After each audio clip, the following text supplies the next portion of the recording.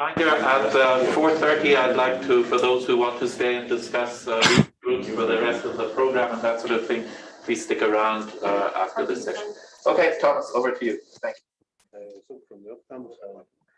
Okay, so I have to apologize. In some sense, what I'm going to talk about here is a bit redundant because you already saw the ID algorithm on Tuesday, and although I had the idea to rewrite my plan was to describe the ID algorithm here in terms of purely in terms of potential outcomes. So there is a paper, a recent paper with myself and Jamie and Ilya where we do that. We restate the ID algorithm in terms of SWIGs. I'm not going to do that here. I have not had time to retool my slides, but also in a certain sense, if you understand what I'm presenting here, you'll be able to translate it to what was being done in SWIGs relatively easily. And in some sense, yeah, so I'm hoping that, I'm guessing that not everybody completely grokked the ID algorithm on Tuesday. And so I'm hoping this is not completely redundant. Oh yes, slides. Yes, you could do induction. The name of the slides is like the name of the slides the previous time with 3 replaced by 4. But hold on, let me find my, just a second.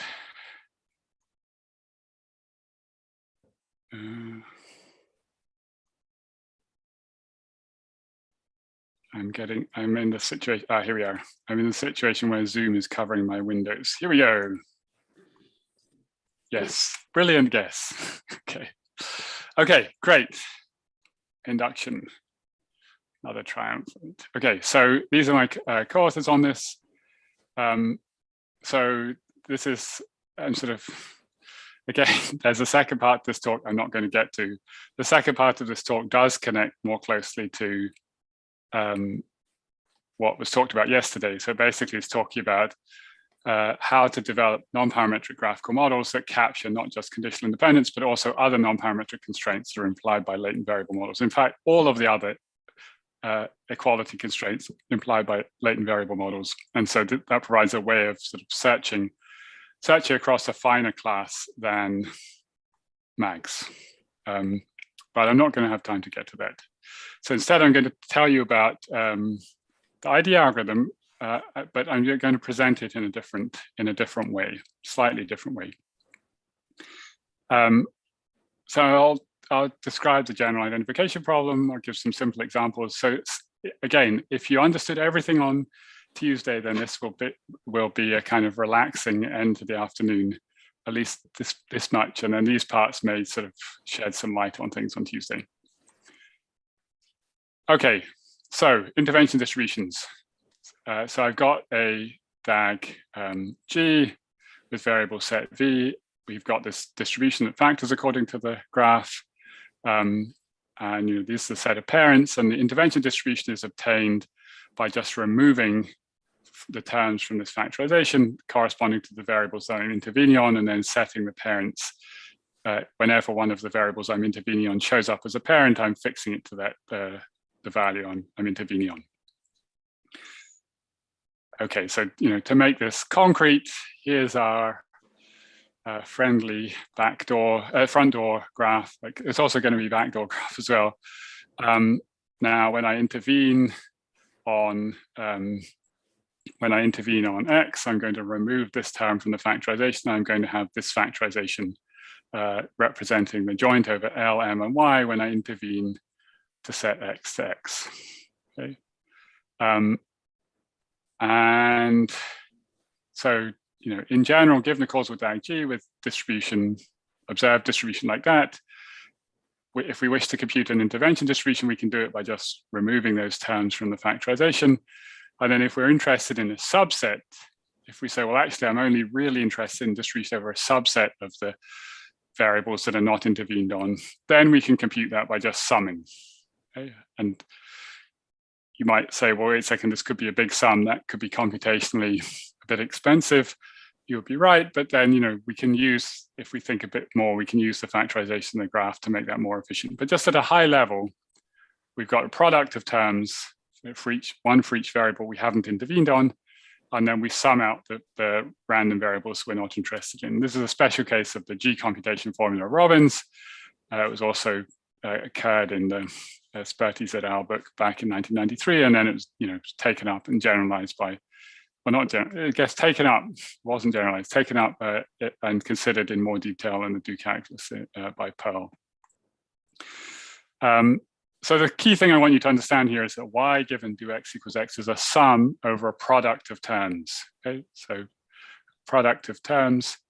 And so in a certain sense, these are like atoms in the sense that any query that you're interested in can be written as a sum of products of these guys.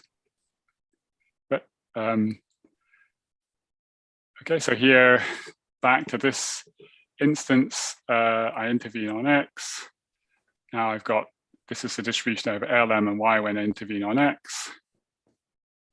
But if you say, well, I don't really care about L and M, I'm more interested in the distribution of Y when I intervene on X, then I just sum out over L and M. I marginalize over those guys, and there's my formula.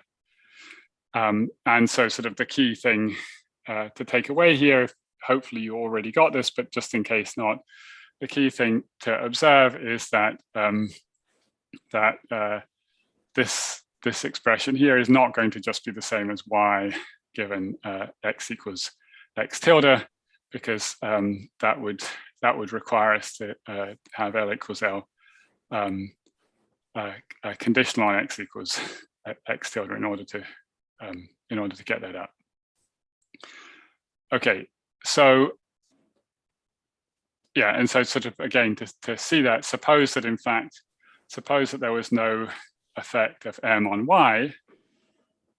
So suppose this red edge was not there, then then the joint would factorize in this way, and then you can sort of see immediately that, well, then not surprisingly, if I intervene on X, then because there's no causal path here, then the distribution of Y given do X equals X is going to simplify.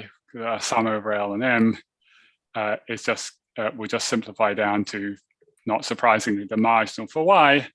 But obviously, if we look at this graph, the conditional of Y given X equals X is not the same as the marginal, because we can see there's a deconnecting path between Y and X. So Y depends on X marginally. So this is just to make plain that correlation is not causation.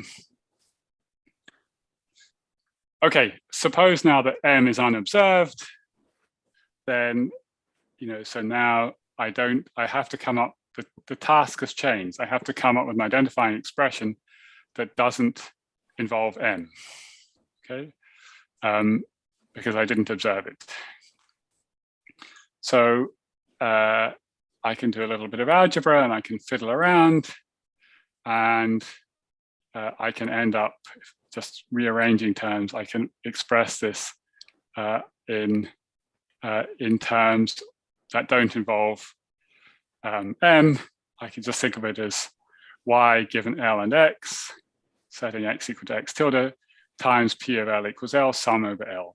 So many of you will see, well, this is sort of obvious, because if I just marginalize out M, I could think about this graph as just X goes to Y, and then we've got L, and that's the graph we saw previously, which was backdoor adjustment, and this is the backdoor adjustment formula. Okay. So key point here is, even if I didn't observe M, then I can still get the effect of X on Y. That's sort of not surprising. Then turn it around. Now suppose that I observe M, but I don't observe L. Then again, if you remember the talk on Tuesday, you'll remember the sort of the claim that the correct claim that this that the effect of X on Y is identified here. So just how, and you saw it again just before the break, I went through a derivation using Swigs of this fact. So this is sort of for the third time. How could we see this? Well, one way to think about it is the distribution of Y when I intervene on X. We could think about that as, well, if I could work out the effect of X on M when I intervene on X, and then I could then find the effect of Y when I intervene on M. I multiply those two things together. And then, I could say to myself, well, M, the effect of X on M is not confounded, so that I could just use the conditional distribution for that. And then the effect of M on Y, well, that's just the backdoor formula again, just using X to block the backdoor path from M to Y. So then, I can replace this piece by this. And, I'm home and dry. There's my expression for the effect of X on Y. And it just has this sort of slightly interesting feature that X shows up twice, once here, where we're conditioning on it being set equal to the value that we've set X to, but then X is also showing up as a dummy variable in here. Okay. So we can find, as we saw, we can find that we can get the effect of X on Y, even if we didn't observe L, provided that we did observe M. But you can sort of see this is one of these games that we can't go on with this forever. If we didn't see L or M, then we're obviously out of luck because, absent further assumptions, we can't distinguish this graph from this graph. Right? So we're not able to tell the case where there's no effect of X on Y from the case where there is an effect of X on Y. Okay, so up to this point, we saw I come to you with a DAG. I tell you that certain sets of variables are observed, and then you could ask me, is the effect of X on Y identified or not, given the variables that I've observed? And we can see that sometimes it is and sometimes it isn't. So our general identification question will be, given a DAG with latents, O are observed, H are hidden, and disjoint subsets X and Y that are observed, we want to know is Y given do X identified from the distribution of the observed variables. And then what is an answer to that question? The answer will either be provided either an identifying formula that's a function of P of O, or a report that this is not identified. And there are two sort of reasons for doing this. One is we'd like to characterize which interventions can be identified without parametric assumptions. Okay, so again, trying to fit this into a big picture here, we can think about graphs as indexing different qualitative assumptions we might make about causal structure. And here we're trying to work out how far we can get without making parametric assumptions. We saw that the instrumental variable model, we saw that if I have discrete variables, then in general, we're not able to identify the effect of X on Y, but we might be able to get bounds, or we could put in parametric assumptions, and then we might get identification, and there are many different ways that those assumptions could be put in. A second motivation, and this ties in, it's a little bit more obscure, but it ties into the sort of grand goal of trying to do discovery, is that we could then also understand which functionals of the observed margin have a causal interpretation. And that's, we might think that's a good idea because if there are functionals of the observed margin that have a causal interpretation, then if we subscribe to faithfulness type principles, we might imagine that if we discover that there are constraints on those margins, then those would correspond to the absence of causal effects. So we could learn something more about structure. Okay, so now we've got the latent projection idea, which again, you see. So what, could you talk a little bit more about what you mean by, on the last slide, we want to understand what functionals the observed margin have a causal interpretation. So I guess this is something so my understanding of a lot of the DAG stuff is that there's this interventional distribution, and everything we think is causal is captured in that distribution. Whatever it is you want to know about it, we're telling you how you can find that distribution. Whereas potential outcomes, your treatment effect is some mean. So I guess what do you mean by what in the? I guess I missed the link how the stuff above is going to help you understand which functionals have a causal interpretation. interpretation and what that means? Okay, I'm going to respond with a very quick answer, which is have a causal interpretation given a specific underlying DAG with latents. Okay, so the idea is if I give you a DAG with latents, then I'm going to come up just in the way, in generalizing examples I've shown you before, we're going to then come up with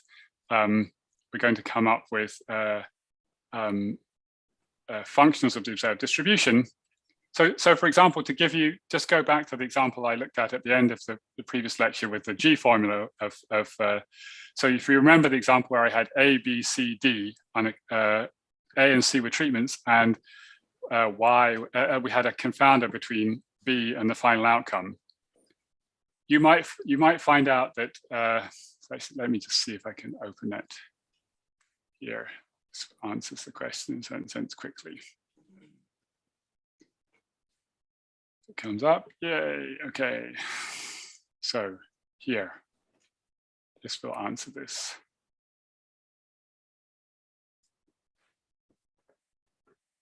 Okay, so recall this graph, we had this graph, you can remember the original DAG. So we saw this functional, right? Sum over B, P of B given A, D given A, B, and C. Has a causal interpretation, so distribution of D when I intervene on A and C. Okay, now, if there was no edge from A to D, then it would be the case that this function was not a function of A. Okay, that is a constraint that you wouldn't think of naturally in any other way, right? It would seem very odd to say, okay, you know, I'm going to multiply together this conditional distribution and this conditional distribution and sum over B, and then I'm then going to end up with something that's not a function of A. I mean, it would look like a miracle, right? If I didn't tell you that it came from this graph, you would say, well, that's some weird constraint. Indeed, you know, this is the Verma constraint, actually. The constraint that this thing does not depend on A is what's known as the sort of famous Verma constraint. And absent a causal interpretation, it's very hard to, you know, you wouldn't necessarily be able to see how that could arise as a constraint. And so basically what I'm telling you is that causal identification results can be parlayed into a way of coming up with non-parametric constraints that are implied by DAG factorizations. Okay. Yeah, and I think that's all I'm going to say at that. We can come back to the discussion a bit more at the end. Okay, latent projection. I hope everyone sort of got this on Tuesday, but if not, the basic idea is, you know, we've got some latent variables. We're removing we're going to come up with another graph that doesn't have the latent variables, but you know, if there was a directed path from X to Y on which everything was latent, then we put in a directed edge. And if there was some common cause of X and Y, and everything from the common cause to X and from the common cause to Y was latent, then we're going to put in a bidirected edge. Okay, so that lets us go from a DAG with latents to an ADMG. Okay, and that which doesn't have any latent variables in it. So for example, here I could start off with this graph, and then the projection, the latent projection would look like this. Okay, and the projection preserves the algebraic causal structure,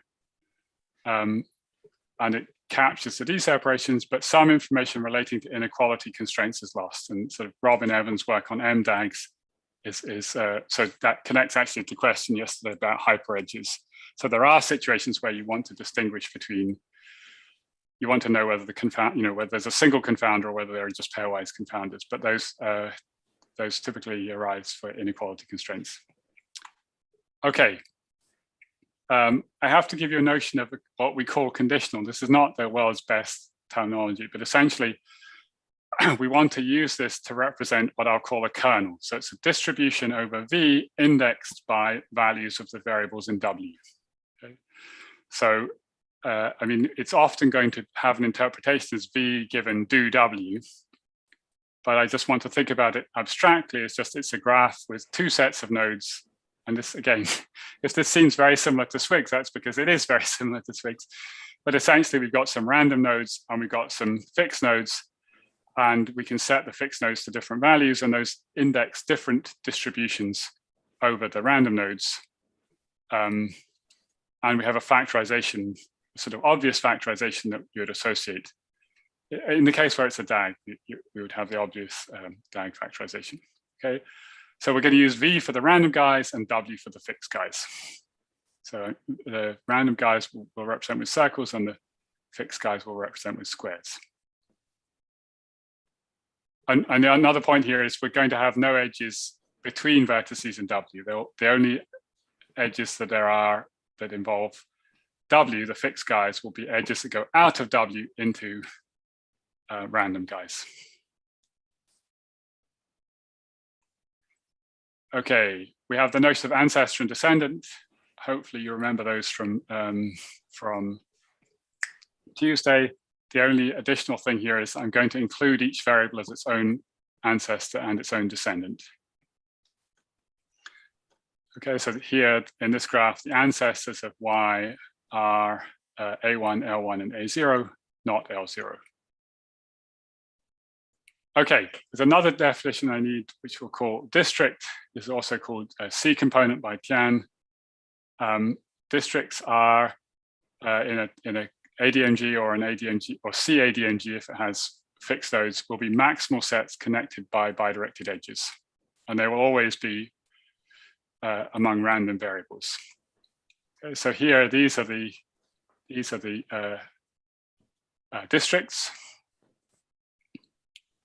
Okay, so you might say, well, why is that of interest? It arises very, very naturally, and it arises because supposing that I had a DAG with latents that gave rise to this ADMG, then you could imagine kind of that you want to separate out the sums over the latents. Okay, so I've got the margin over these variables. I want to sum out U and sum out V. So I could sort of push in the scope of the sum over U and the scope of the sum over V. If I do that, I end up with the terms that involve the variables that are in the district. Okay, so here I've got one district involving 1 and 2. Then I've got another one involving 3 and 4, but sort of conditioned on 1 and 2. So you can see, and then another term for 5 given 3. So I could write this as 3 kernels. Right, so I've got, this is defining a distribution over 1 and 2. In this case, it's just the marginal over 1 and 2. I've then got a distribution over 3 and 4 conditioned on 1 and 2, or sort of indexed by 1 and 2. It won't always just be the ordinary conditional distribution in what we're doing. And then another one for 5 given 3. Okay, so in general, we're going to be able to write, we'll be able to write any joint distribution arising from a DAG with latents. We can write it as a product of kernels for each district conditioned on the parents of that district that are not in the district. And these are, as I said, these are called C components by Tian. Okay, a quick comment here that it's important to realize that you know, there was a lot of literature in statistics where people developed things called chain graphs and other related graphs where they put block orderings on sort of things that were on an equal footing, and then put a DAG structure amongst those sort of block variables. But in general, we're not going to be able to do that. So here, you know, this could easily arise from a DAG with latents. So you can see here that, you know, one is a parent of 3, and 4 is a parent of 2. So there won't in general be a total ordering that we can put on these districts, or DAG ordering that we can put on the districts. Okay, so in a CADMG, so now we've got fixed and random nodes, the district of V is just the set of things that are in the district that contains V. Okay? And a key point here is only variables in V, only random variables are in districts. Okay, so in the example here, the district of Y is going to contain Y, L0, L1. The district of A1 is just A1.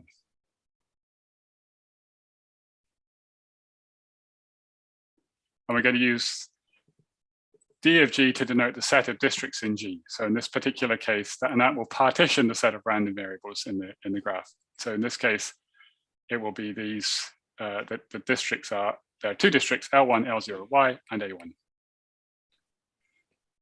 Okay, so now to Tian's ID algorithm. This was the algorithm that was referred to as the Schmitzer-Pearl algorithm on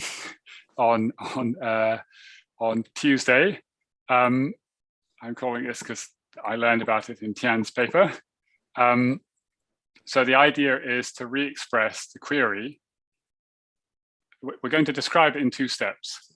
The first step will be to re-express the query as a sum over a product of intervention distributions on districts. Okay, so we're going to take, at a high level, we're going to re-express y given do x as a sum over a product of intervention distributions.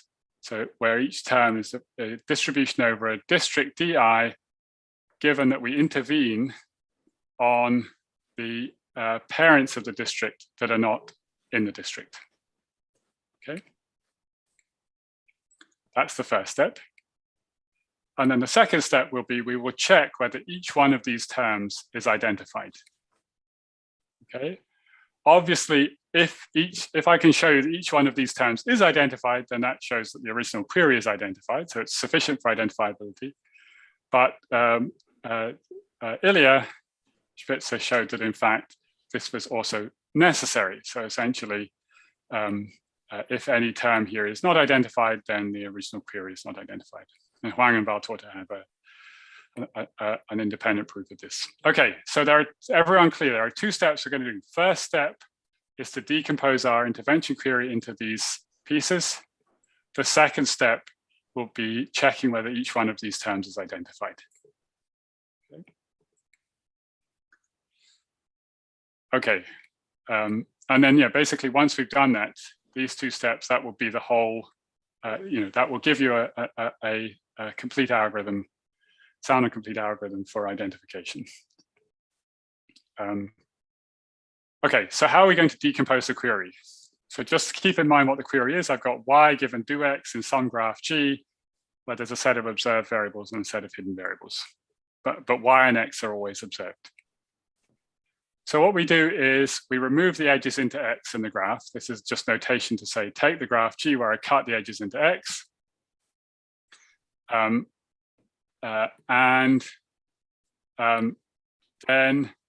we're going to restrict to variables that are still ancestors of y. So y is the set that we want the intervention distribution on. So I'm going to let t be the ancestors of y in the graph where I've cut the edges into x.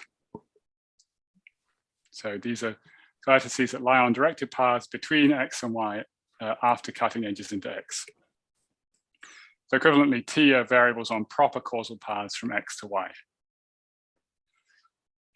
Okay, and then I'm going to let G star be the graph formed from this by just getting rid of everything that's not in T.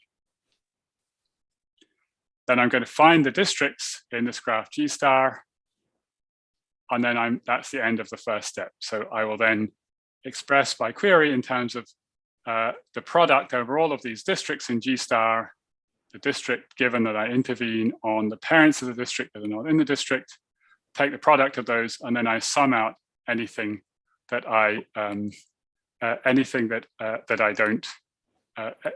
don't want. So anything that basically is random, so it's not in X, and is not in Y. So T in general is also going to involve vertices in X. So let's look at some examples of this first step. So here's our friendly front door graph now. I've looking at the latent projection, I've got rid of the hidden variable between X and Y. And now, so now the first step of the query, so I want to get the effect of X and Y here.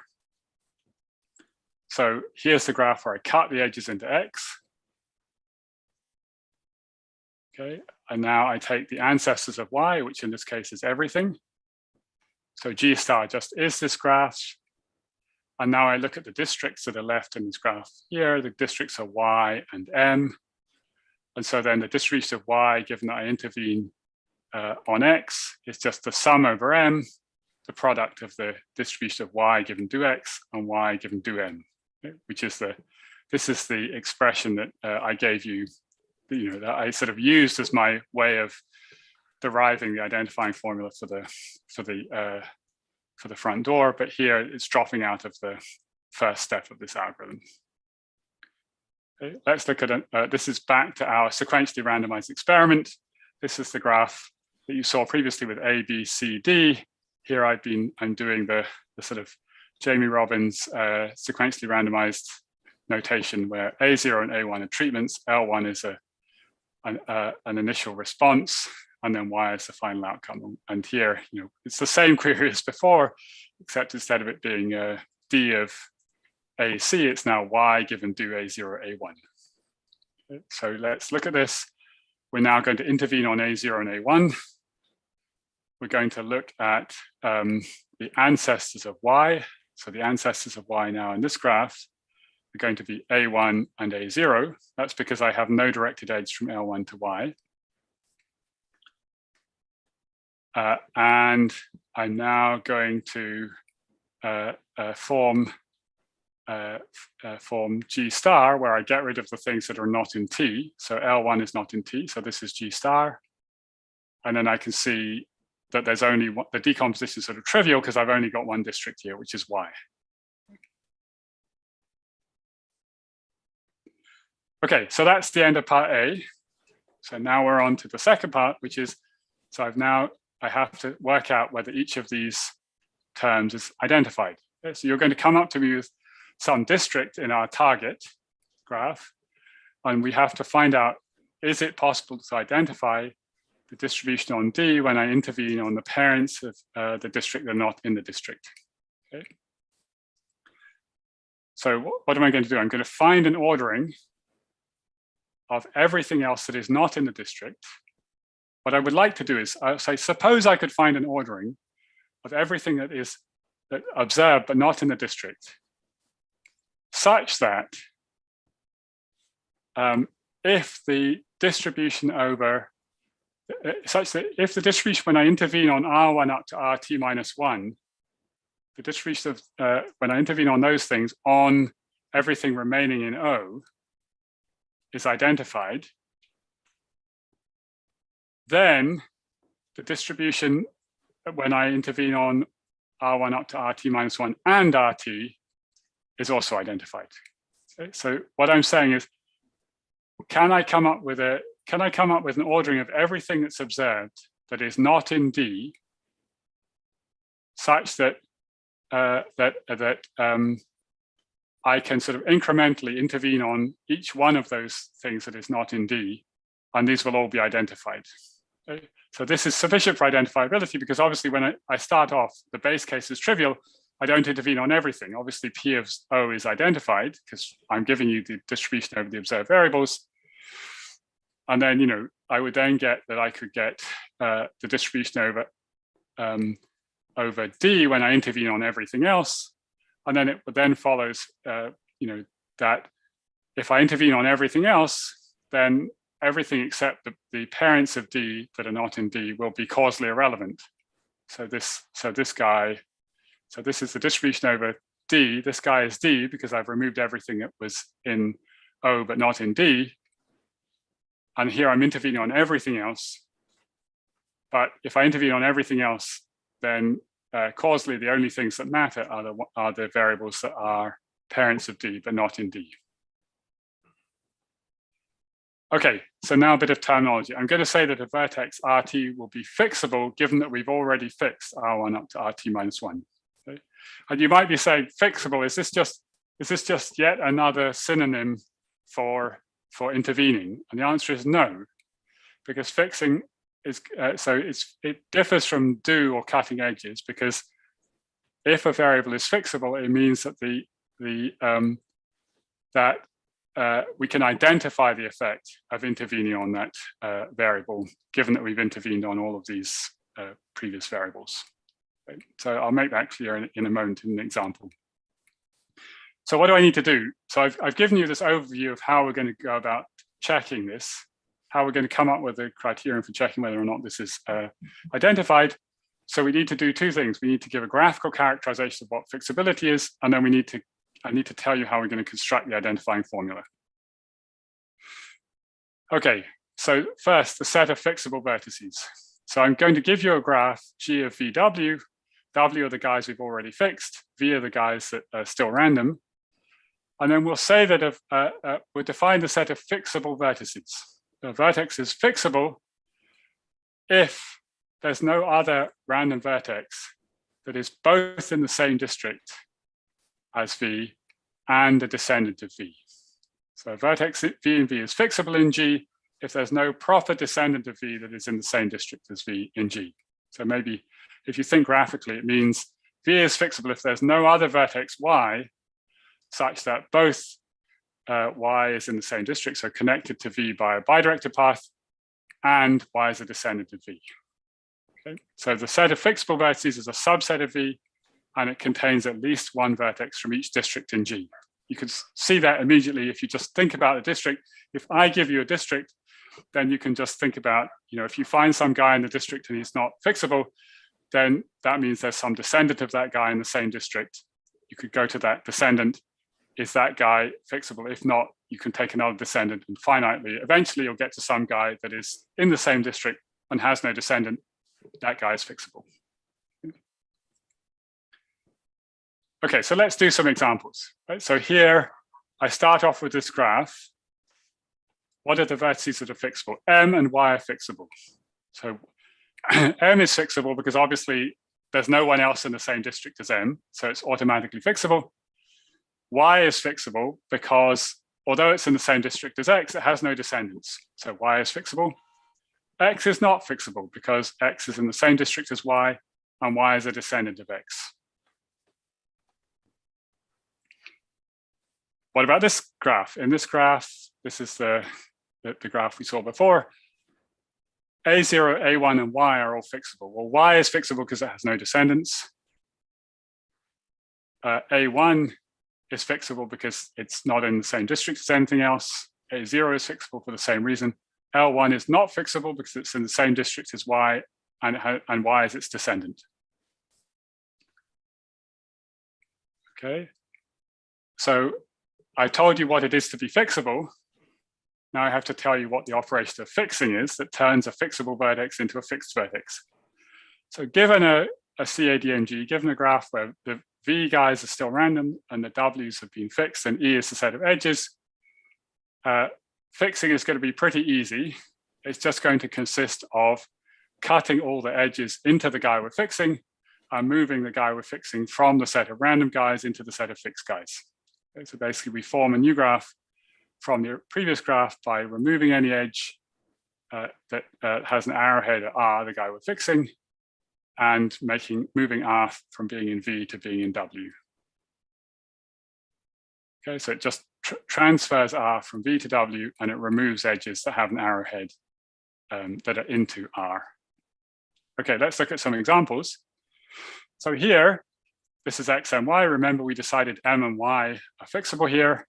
Supposing we fix M, then we go to this graph. Okay, what did we do?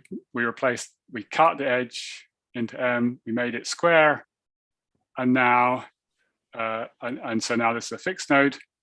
But now notice something interesting has happened, that whereas in the original graph, X was not fixable, X now is fixable after we fixed M. Okay. So, X was not previously fixable, but after fixing M, X becomes fixable. How about this example here? We saw that A0, A1, and Y were all fixable.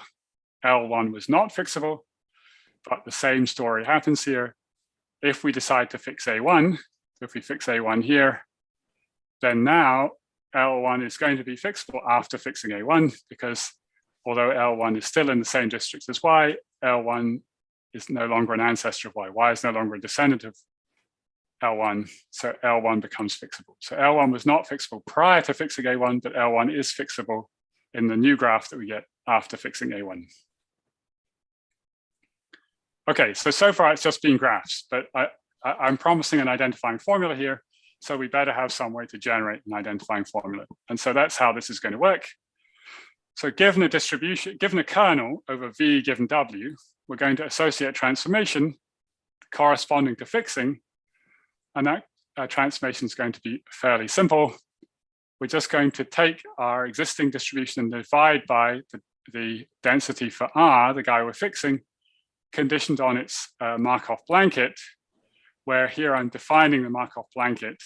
So there are other people that, there are slightly different definitions of this term, but basically here it just means those guys that, are connected to R by a path that has an arrowhead at R, and every vertex, every non-endpoint vertex on the path is a collider.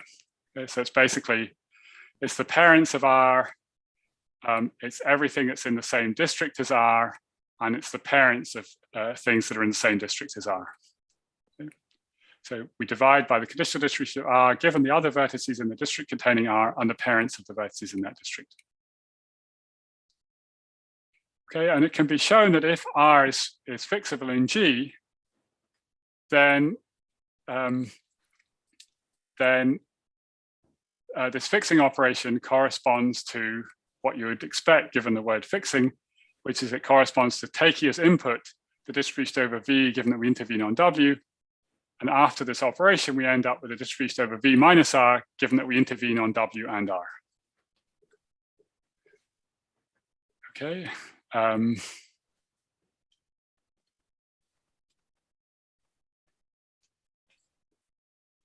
Okay, so just a sort of aside here, this operation of fixing, it generalizes, it unifies and generalizes marginalizing and conditioning. Okay, so in the case where the Markov blanket of R is everything else except R, then this operation is just marginalizing. Because basically I'm taking V given W and I'm dividing by R given everything else, which means that I just end up with the marginal over V minus R conditional on W. Conversely, in the case where the Markov blanket of R is all of W, does not include any random vertices, then fixing corresponds to ordinary conditioning. Okay. I'm just doing this. In the general case, fixing will correspond to reweighting. So in the general case, which isn't between these two, so isn't the case where it's everything, where the Markov blanket is everything else, or the case where it's only the fixed vertices, it will correspond to a reweighting operation. So we'll get the new kernel that we get will not be either a margin or an ordinary conditional distribution. Okay, so a key point here is, and this is a sort of contribution here, that Tian's algorithm, the ID algorithm, and also I think the version you saw on Tuesday, had both a factorization operation and which was the recursion, and it also had a summation operation. So here we've collapsed these both into the single operation, the single fixing operation. Okay? So this is basically, in some sense, this is leading up to what Ilya already alluded to this. I can't remember, I think in the chat on Tuesday, which is we're going to have a one-line version of the ID algorithm. That's where this is leading up to. One line given some notation. Okay, and we're going to want to fix a whole sequence of things, and so we're going to want to compose fixing operations, and we'll do that in the natural way. So if I fix S and then fix R, then that's just going to correspond to taking the original graph, fixing S, and then fixing R in the graph after fixing S. So graphically, it's sort of a no-brainer. It's a little bit more subtle when we do that with the kernel. So we take the kernel over V given W with the graph G, and we're going to fix S. And then now when we fix R, we're going to take the kernel that we got out of that operation, and then we're going to do that with the graph that we got after fixing S. Okay, so that's basically it. So our goal, remember, step B of identification was we wanted to identify the district given that we intervene on the parents of D, the district that are not in the district, for all the districts in our graph G star. Okay. So here, let's look at the front door graph. Right, remember, this was our target, G star. There are two districts here, M and Y. Right, remember, the reason we're interested in those is because we've decomposed our query into this sum over M product of these two intervention distributions. So now we've got to check, is this term identified and is this term identified? So that's what we're going to do via fixing. So the first one we're going to look at M is this is the distribution over M when we intervene on the parents of M, which is X here. Is that identified? So we're going to use fixing to check that. Well, I start off with this graph. Y is fixable here. So we fix Y. That takes us to this graph. Now in this graph, X is fixable. Right? X wasn't fixable up here, but it is fixable after fixing Y, because now X has no descendant in the same district as itself. So now we can fix X. So this proves that M given do X is identified. And in this particular case here, so this step was just corresponded to Meiselization, and this step just corresponded to conditioning. So, as we would expect, M given do X here is just the distribution of M conditioned on X. Okay, so we've done one of our districts. Now we've got to do the second district, Y. So can we fix everything that's outside this district? Okay, so we obviously, fixing Y is not going to work. We have to fix everything outside the district. So we're going to have to fix M. Fortunately for us, we can fix M here because M was fixable. Because although it has a descendant Y, it's not in the same district as Y. We fix M. And now, having fixed M, we can fix X, because X is no longer an ancestor of Y. So we can fix both of those. And that proves that Y given do M is identified. And if we went through and checked this, we would see that the identifying formula corresponds to the backdoor formula. A little bit of algebra required to do that, but that's what we would get. The backdoor formula for the effect of M on Y controlling for X. Okay, let's go back to this example. Okay, so here, remember, we just had a single district. That was good. Right, our target graph, the target graph we're looking for is this one down. We're looking for a target graph. Target graph that we're looking for is, this is our target graph. It only has Y. Y is the only district in our target graph when we intervene on A0 and A1 and take the ancestors of Y. So back to this. Okay, so here, well, what can I fix? I could fix A0 or A1. Supposing I fix A1, I get to this graph. Having fixed A1, I can now fix L1. Having fixed, and now I can also fix A0. So that's then established that Y, given that I have intervened on A0 and A1 is identified. Okay. So review. Tian's algorithm via fixing. We re-express the query as a sum over a product of intervention distributions on districts. And that we do that by cutting edges into X, restricting to vertices that are still ancestors of Y, and finding the districts that we got in our target graph. Step B is then checking that each one of these intervention distributions is identified, and we do that by iteratively finding a vertex that's fixable after we fix the previous ones. And if no such vertex exists, then this piece is not identified. And the result of Ilias then establishes that in that case, this query is not identified. Okay, so here's a not identified example, right? So if I had, this looks like the front door graph, but now we've got a pesky bidirected edge here. So if I wanted to find out, could I get the effect of X on Y? There's one district Y here, but now the only fixable vertex in the original graph is Y.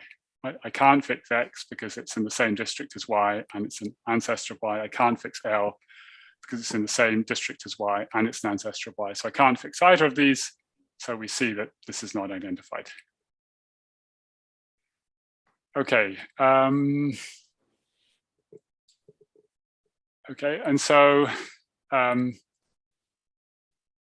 we'll also say that, so one other notion we've got here is we'll say that a conditional graph is reachable from the original ADMG if there's an ordering of the vertices there's an ordering of the vertices in W such that we can go from, such that by a sequence of fixings, we can go from the original graph to this guy.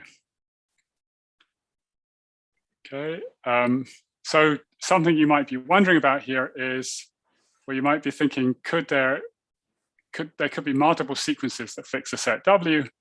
However, under the model, they will all result in the same graph and distribution. So basically, that's because if two vertices are both fixable at the same time, then under the model that we're considering, you can fix them in either order and it won't change the kernel that results and it won't change the graph that results.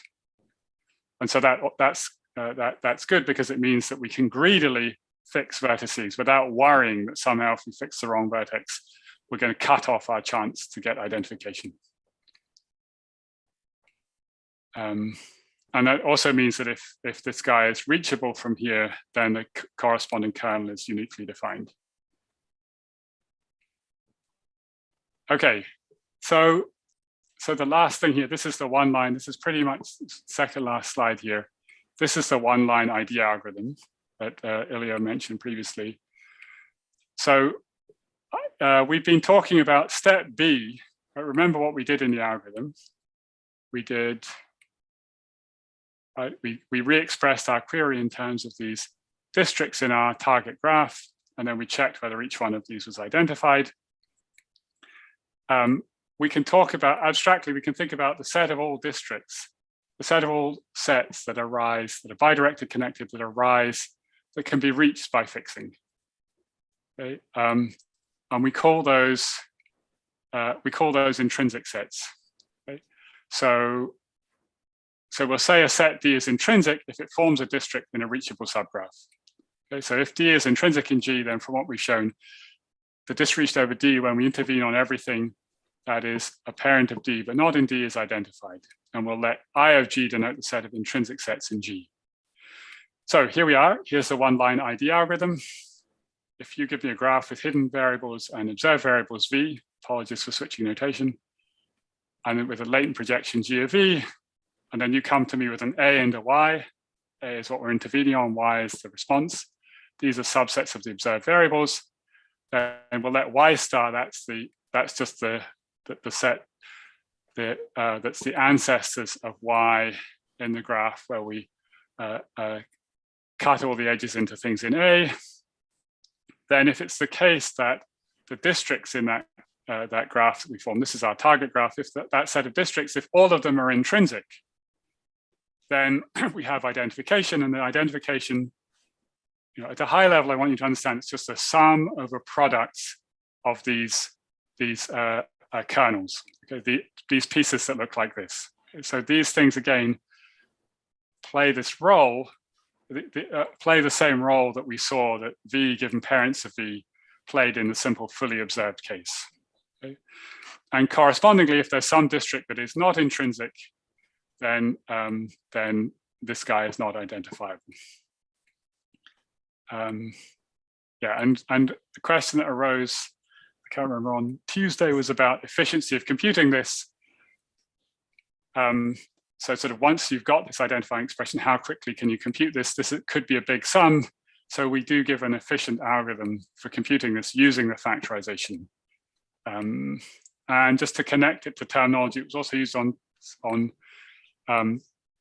Tuesday. So Ilya characterized the sort of yin and yang aspect here. Ilya characterized structures called hedges that are those interventional distributions and are not identified.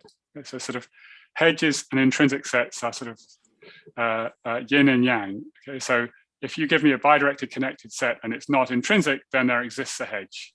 So yeah, so the hedges are the sort of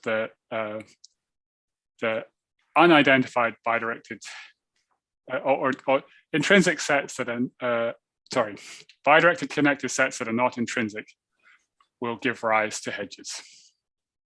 So if a set is intrinsic, that proves the non-existence of a hedge for that set. Okay, so now this is the sort of trailer to say, so I've shown you the ID algorithm, and whilst going through the ID algorithm, we cast it in this way. We developed some sort of graphical notions, and then these notions can then be used to construct a class of graphical models that encode these constraints that generalize the Verma constraint, generalize ordinary conditional independence constraints, and that describes a model called the nested Markov model. We get finer factorizations. We have parameterizations. We can test and fit these models. We do not yet have equivalence theory or search.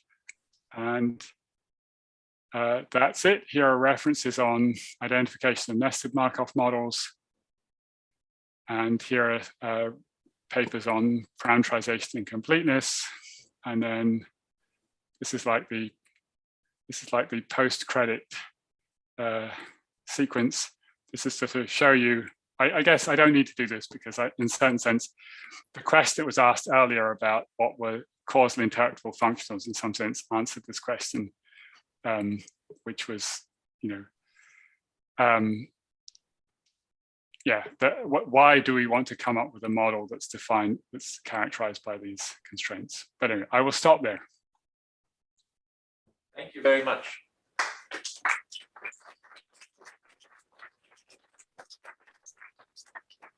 Okay, questions?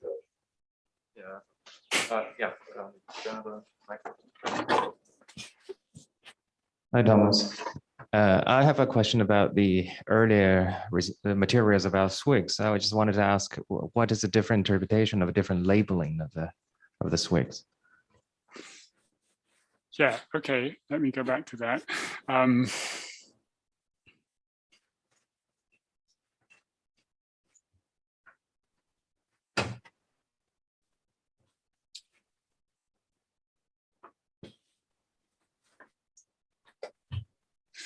Okay, so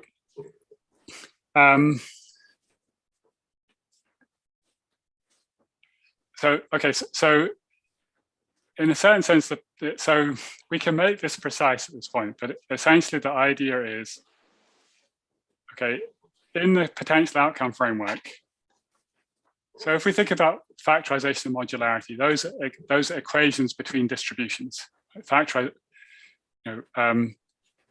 Modularity is an equation between a conditional distribution in the observed distribution and a conditional distribution or a part of a distribution in our counterfactual distribution.